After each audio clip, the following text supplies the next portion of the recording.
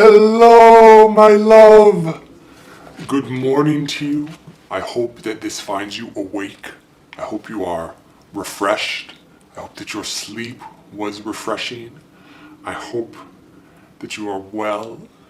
I hope you know that I am thinking about you. I think for today, I hope that you do something that gets your blood pumping, whatever that may be, but that you feel that movement in your body, inside of your body. I'm thinking about you, as always. Did I say good morning yet? I often forget. Good morning, if I did not.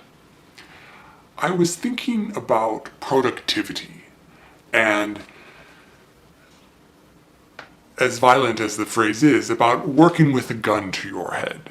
And this is a mental exercise or mental approach that I found very useful when I had to get things done in a short amount of time, especially things that I perhaps was not particularly motivated to do.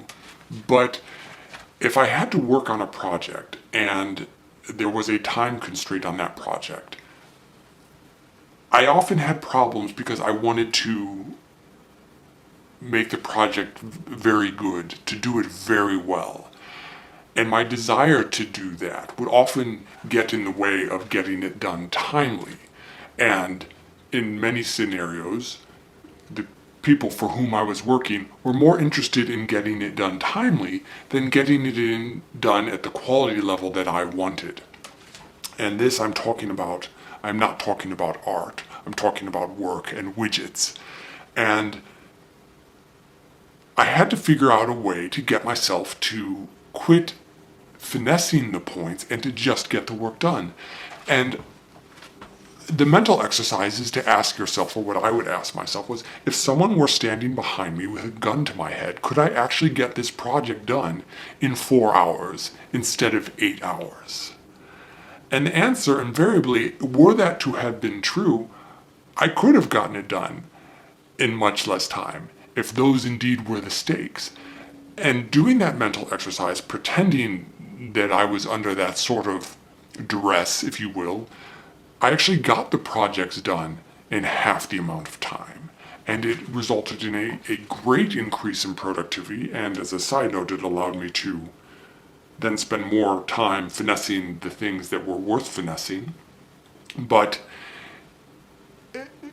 it's a good way to sort of light a fire or to mentally approach something, because it's very easy to say, oh, I cannot get this done in time. I have to do these various things. And because of that, we built up these mental constructs as to why we cannot do or achieve the goal within the time frame plotted or allotted. But they are just excuses. They are just reasons. But perhaps you actually can get it done in a much faster time frame. And so I would always use the gun to my head example. There were less violent ones.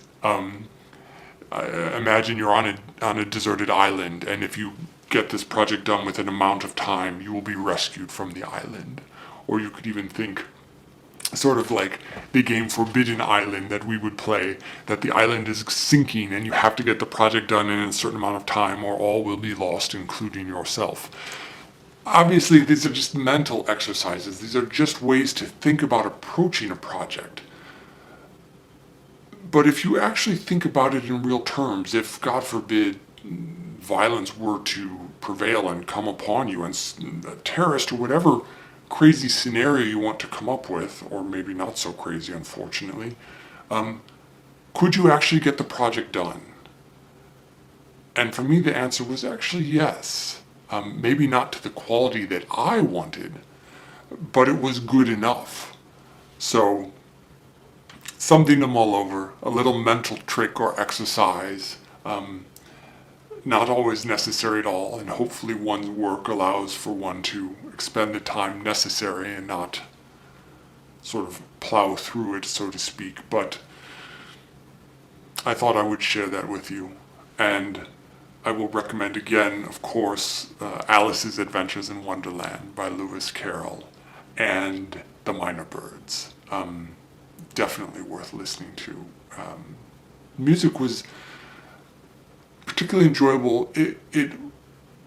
So many artists sound the same throughout their catalogs and their work, and the Mynabirds did too, but not completely. There was an evolution I found from album to album, which was enjoyable. But anyway, take it or leave it as you will.